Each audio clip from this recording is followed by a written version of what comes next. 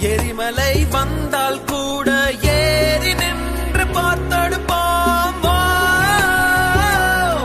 அந்த தெய்வ ரகசியம் புரிகிறதே.